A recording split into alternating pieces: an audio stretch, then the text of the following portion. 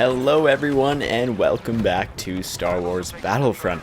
Today we're going over a class build or loadout, something a little new. Hopefully we can get one up every single week, but I'm not sure that's going to happen. We'll just have to see. Anyways, today we are going over the loadout called the Marksman.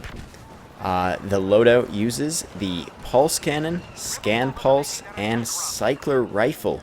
As our trait, we're using the Bounty Hunter, with level 1, a low chance to get a power up with each kill, level 2, a medium chance, and level 3, medium chance, and all current cooldowns decrease. This level 3 trait allows us to use the Pulse Cannon and Cycler Rifle far more often and use them as if they were our primary, making this a very valuable trait for the Marksman build. So for our perk, we chose the Scan Pulse. I don't know why I'm saying we're or in we, because it's just I, but that's okay. I'm just rolling with it. Anyways, we're using the Scan Pulse because we can see enemies that are potentially flanking us. The perk itself is very solid as it illuminates enemies, allowing you to see them through objects and walls, which means you can either pick a better escape route or find the best route to attack by. As our primary, we're using the DL44 as it does really high damage at closer ranges if enemies get a little too close for the rifles. Although, as we're going to discuss later, the Pulse Cannon can handle itself at close range. However, if that's not ready to go, the DL44 is a very viable option.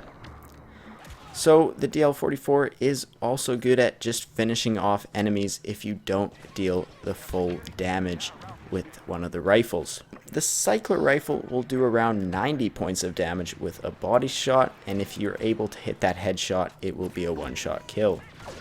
What is really useful about the Cycler Rifle, as we discussed before, is that it can shoot through shields like the squad and personal shield, which blocks grenades and other blaster fire. Don't know why I said we discussed that before. I don't think we have. Sorry. Moving on to the Pulse Cannon. It does partial damage if not fully charged and is a one-shot kill if charged fully. Doesn't matter if it's a headshot or a body shot or a foot shot. The longer the weapon is charged for, the more damage it will deal. The Pulse Cannon is actually quite a versatile weapon due to the fact that it is very strong at long, medium, and as I said before, close ranges. The hipfire is not too hard to handle, meaning you can just charge it up and you don't even need to aim down the sights if the target is close at hand. Moving on to the build as a whole, there are a couple of pros and cons.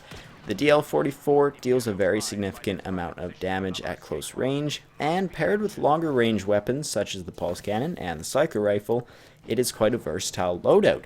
It can handle itself quite well in both the 40-player large game modes and the smaller game modes with 12 players.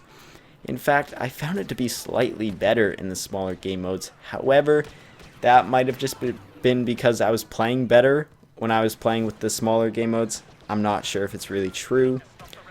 On the negative side of things, the DL44 is sometimes hard to use and is outmatched at close range by a few other blasters, such as the E11 and the DLT-19, perhaps even by the RT-97C. Another negative with this loadout is that some maps are just not suited for it, and sniping in general. Even some of the larger 40-player maps I found were not great for this loadout, such as Endor, because all the trees and cliffs made it quite difficult to use the Cycler Rifle properly, although it is still possible, especially if you're really good with it. I was kind of still learning to use it when I was playing on the Endor map, but even so, it is harder to use this loadout on maps like that. Also, with smaller maps, the DL44 is going to get outgunned.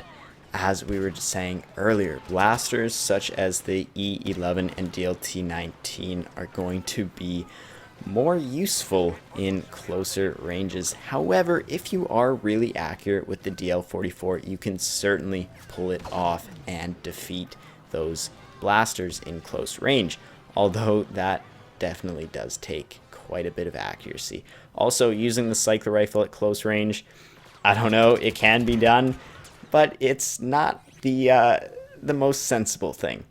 So that's it for this class build. This loadout was a lot of fun to use. However, I wouldn't suggest it for more competitive play, as the cycler rifle and DL44, as we can see right here, can sometimes be quite hard to use. Maybe that was just me. So that's it for this class build. I hope you enjoyed, and thanks for watching.